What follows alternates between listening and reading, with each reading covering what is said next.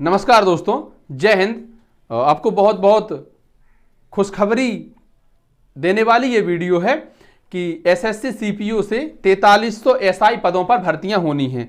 ये एसआई पद जो हैं वो Delhi police, CISF, ITBP, CRPF, BSF, इन जगह पर निकलेंगे। पुरुषों के लिए भी पद हैं और महिलाओं के लिए भी पद हैं। एसआई के पद होने वाले हैं, तो बहुत खुशी की बात है। एक साथ इतने अधिक पदों पर भर्तियां हो रही हैं। मेरे भाई साहब एक हैं सीआईएसएफ में एएसआई, तो मैंने बात की उनसे, तो बोले यार इतनी ज़्यादा पद आना बहुत बड़ी बात होती है, कभी मिलवाएंगे आपको उनसे इंटरव्यू के माध्यम से। फिलहाल तो हम काम की बातें देखते हैं। अगर आपने अभी तक इसका फॉर्म नहीं भरा है, क्योंकि फॉर्म भरना तो स्टार्ट हो गए थे। फॉर्म कब से भरने स्टार्ट हुए थे? तो फॉर्म स्टार्ट डेट है 10 अगस्त 2022। 10 तारीख से फॉर्म भरना स्टार्ट हो गए थे और लास्ट डेट कब है? 30 अगस्त। तो अभी तक अगर आपने फॉर्म नहीं भरा है तो उसका फॉर्म भर दीजिए। इस वीडियो में हम सब कुछ विस्तार से समझने वाले हैं कि इसके लिए क्या योग्यता होनी चाहिए, सिलेबस क्या होता है, एग्जाम कैसा होता है और फिजिकल क्राइटेरिया क्या मांगते हैं, जो कि बेसिक जानकारी होती है। पुलिस में जाने का सपना तो बहुत लोगों का होता है साहब, लेकिन दरोगा बनना एक बहुत बड़ी बात होती है, वो भी फिर केंद्रीय पुलिस बलों में। तो कई सारे इससे आपको लाभ होंगे। यहाँ पर आपको सैलरी भी बहुत अच्छी मिलेगी, यहाँ आपका रुतबा भी होगा। हालांकि स्टेट पुलिस जो होती है, लॉ एंड ऑर्डर उनके पास होता है, और अगर यहाँ पर आपको दिल्ली पुलिस मिल जाती है तो फिर बात ये अलग है। सैलरी भी है, रुतबा भी है, और आपकी मेहरारू को, आपकी घरवाली को वो गाना अपने स्टेटस पर लगाने का पूरा अधिकार भी मिल जाएगा कि मेरो बालम थानेदार चलावे जिप्सी। तो अपने लिए ना सही, अपनी मेहरारू के लिए, घरवाली के लिए कुछ ना कुछ जरूर कीजिए। और एसएससी सीपीओ से जो एसआई के पदों पर भर्ती है, कोशिश करिए इस बार एसआई बन जाएं। क्वालिफिकेशन सिंपल ग्रेजुएशन मांगी गई है। आप चाहे बीए किए हो, चाहे बीएससी किए हो, चाहे बीकॉम किए हो, चाहे बीबीए, चाहे कुछ भी आपने किया हो, ग्रेजुएशन आपको मांगी गई है। और अगर एज की बात करें तो एज मांगी गई है 20 से 25 वर्ष। 1/1/2022 को आपकी उम्र 20 से 25 वर्ष के मध्य होनी चाहिए। लेकिन इस पर छूट भी दे रखी है सरकार ने। क्या आरक्षण है? तो एससी और एसटी वालों के लिए 5 साल का आरक्षण, जबकि ओबीसी वालों के लिए 3 साल का आरक्षण। अगर आप अब यह कहें कि आपने ईडब्ल्यूएस की बात नहीं की, तो इस स्क्रीनशॉट में आप देख सकते हैं, मैंने नहीं, बोर्ड ने ईडब्ल्यूएस की बात नहीं की। अब क्या है उनका, ये वो जाने। चलिए, तो ये हो गई बेसिक जानकारी की। फॉर्म कब से? 10 से 30 तक भरने हैं भाई। आज कितनी तारीख हुई? 18। 12 दिन और बचे, जल्दी भर दो। ग्रेजुएशन होनी चाहिए, 20 से 25 साल एज होनी चाहिए। एससी एसटी और ओबीसी के लिए इसमें आरक्षण है। चलिए, एक सिंपल जानकारी हो गई। चलिए जी, अब एक बार पदों पर जरा नजर डाल लीजिए। हम इसको हटा देते हैं, आज क्या बने रहने दो, क्या दिक्कत है। पद आप एक बार देख लीजिए कि कितने पद मांगे गए हैं। दिल्ली पुलिस में मेल अनरिजर्व पद हैं 123, माफ करिए 103, ईडब्ल्यूएस 23, ओबीसी 54, एससी 30 और एसटी 18, कुल मिलाकर 228 पद हैं दिल्ली पुलिस में एसआई के। मेरो बालम थानेदार चलावे जिप्सी। और बहनों की बात करें, महिलाओं के जो पद हैं वो कुल 112 हैं। बी आपको दिख रहे होंगे, कैटेगरी वाइज भी दिख रहे होंगे, क्योंकि मैं अगर सब कुछ बताने बैठ जाऊंगा तो वीडियो बहुत लंबी हो जाएगी, फिर तुम ही उसको आगे निकाल के देखोगे। तो मैं तो कुल पद बता देता हूं। बीएसएफ के हैं 336 पद पुरुषों के हैं, और महिलाओं के जो हैं वो केवल 17 पद हैं। सीआईएसएफ की अगर हम बात करें तो 77 पद हैं पुरुषों के और 9 पद हैं महिलाओं के। सबसे ज्यादा जो पद हैं वो सीआरपीएफ हैं, सेंट्रल रिजर्व पुलिस बल,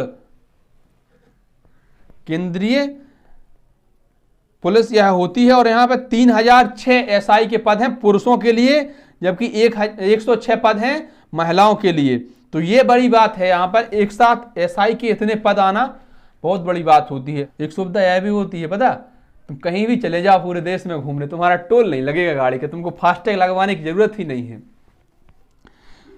आईटीबीपी की बात करें तो 162 पद हैं पुरुषों के लिए, 29 पद महिलाओं के लिए। और एसएसबी में भी कुछ पद हैं, 210 पद पुरुषों के लिए और 8 पद हैं महिलाओं के लिए।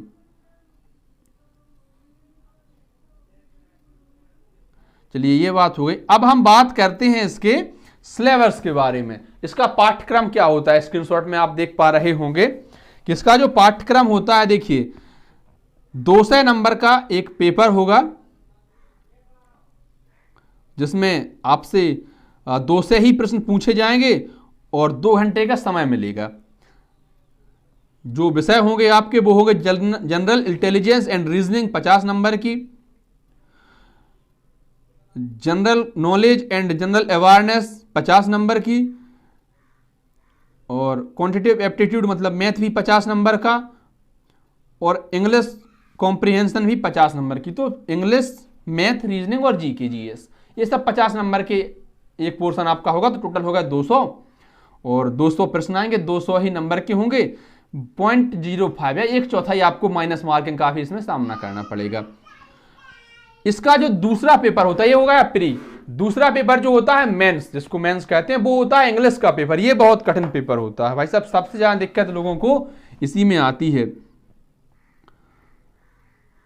कठिन पेपर नहीं होता, अब हम जैसे लोगों को दिक्कत आती है जो इंग्लिश से बिल्कुल दूर दूर भागते हैं कि इंग्लिश छू ना ले।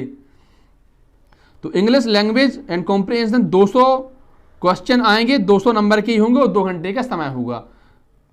ये होगा इसका मेंस।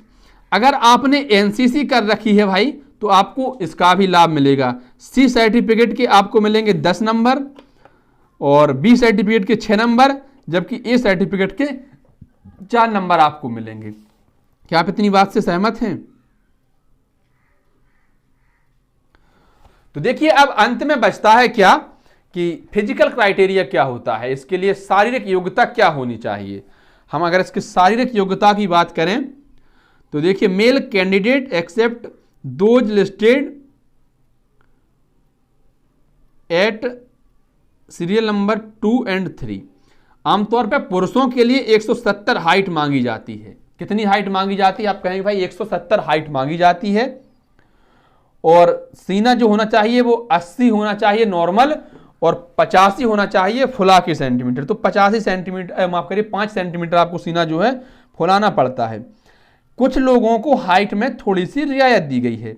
कौन लोग हैं वो? या तो पहाड़ी क्षेत्र से आते हैं, हिल एरिया जैसे गढ़वाल, कुमन, हिमाचल प्रदेश, गोरखास, डोगराज, मराठाज, कश्मीर वैली, लेह लद्दाख रीजन या north eastern state and Sikkim, इन राज्यों से जो आते हैं उनके लिए 165 हाइट मांगी जाती है। 5 सेंटीमीटर की होती है छूट, लेकिन चेस्ट में इनको कोई छूट नहीं है, 80-85 ही होता है। और अगर कोई एसटी क्षेत्र से आता है पुरुष तो उनको 162.5 सेंटीमीटर हाइट होनी चाहिए और चेस्ट होना चाहिए 77 नॉर्मल में, 82 फुलाकर। महिलाओं में फीमेल कैंडिडेट्स जो होंगी उनके लिए 157 हाइट मांगी गई है नॉर्मल में, लेकिन वही जो लोग पहाड़ी क्षेत्रों से होंगे और नॉर्थ ईस्टर्न क्षेत्रों से होंगे, सिक्किम है और क्या नाम Dogras, Gorkhas, Marathas, Kashmir valley के, लेह के जो लोग हैं, लद्दाख रीजन के, इन बहनों के लिए 155 हाइट मांगी गई है, 2 सेंटीमीटर का इनमें छूट और है। और all female candidates belong to scheduled tribes, मतलब एसटी वाली बहनों के लिए 154 हाइट मांगी गई है, तो ये उनके लिए छूट हो गई। आइए और देखते हैं इसमें कुछ और होता है। 100 मीटर रेस इन 16 सेकेंड, आपको 100 मीटर की दौड़ करनी पड़ेगी कितने में? आप कहेंगे 16 सेकंड में। दूसरी जो दौड़ होगी वो आपकी 1600 मीटर की होगी और ये आपको 6.5 मिनट में दौड़ करनी पड़ेगी। कितनी? 1600 मीटर 6.5 मिनट में और 100 मीटर 16 सेकंड में। फिर इसमें लॉन्ग जंप भी होती है। लॉन्ग जंप होती है 3.65 मीटर। दीपक कितना हो रहा 3.65 मीटर में? लगभग 11-12 फुट हो गया है ना। तो आपको 3.65 मीटर आपको जो है लॉन्ग जंप करनी होगी और इसके लिए आपको 3 मौके मिलेंगे, 3 चांस में करनी पड़ेगी। हाई जंप भी होती है 1.2 मीटर, तो 3 चांस इसके लिए भी मिलेंगे। और शॉर्ट पुट भी है आपका 4.5 मीटर, और 4.5 मीटर आपको गोला फेंकना है, 3 चांस में यह भी। अब आते हैं महिलाओं के लिए क्या योग्यता मांगी जाती है फिजिकल की। तो 100 मीटर की रेस आपको भी करनी है सिर्फ 18 सेकंड में, पुरुषों से मात्र 2 सेकंड ज्यादा। आपको 18 सेकंड में अपनी दौड़ जो है कंप्लीट करनी पड़ेगी। और 800 मीटर आपको दौड़ना है। पुरुषों को 1600 मीटर दौड़ना था 6.5 मिनट में, महिलाओं को 800 मीटर दौड़ना है कितने में? 4 मिनट में। लॉन्ग जंप 2.7 मीटर है, लगभग 2.25 मीटर आपको लंबी कूद करनी है, 3 चांस इसके लिए हैं। और हाई जंप है 0.9 मीटर, मतलब 1 मीटर से भी कम, तो ये इसके लिए भी तीन मौके होंगे। ये नॉर्मल फिजिकल है, इसमें कोई विशेष फिजिकल नहीं है कि आप कर ना पाएं, आराम से हो जाएगा। और अगर आप इस परीक्षा के योग्य हैं तो इसका फॉर्म जरूर भरिए, इसकी तैयारी कीजिए। जो लोग कह रहे हैं कि नौकरी नहीं लग रही, नौकरी नहीं लग रही, इतनी बढ़िया नौकरी तुमको मिलने का मौका मिल रहा है तो इसको छोड़िए मत, हाथ से नहीं जाने दीजिएगा। और वहां तक चलिए जहां तक संभव हो सके। हो सकता है कि आपको कोई दिक्कत हो जाए बाद में, लेकिन कोशिश पॉजिटिव सोचकर कीजिए, जहां तक संभव वहां तक चलिए। और उम्मीद है कि नौकरी आपको मिल ही जाएगी, बहुत अच्छी नौकरी है। इसके लिए पढ़ाई भी शुरू कर दीजिए। फॉर्म अगर आपने नहीं भरा जल्दी से जल्दी भर दीजिए। इसकी सीरीज हम आगे चलाते रहेंगे और अन्य वीडियो भी आएंगी, कुछ आपको पैरामिलिट्री फोर्सेस के अधिकारियों से भी मिलाएंगे, उनसे जानेंगे कि कैसे तैयारी करनी चाहिए। धन्यवाद प्यारे साथियों। वीडियो आपको अच्छा लगा हो तो वीडियो को लाइक शेयर जरूर करें और अपने छोटे भाई के चैनल को सब्सक्राइब भी करें। धन्यवाद। जय हिंद।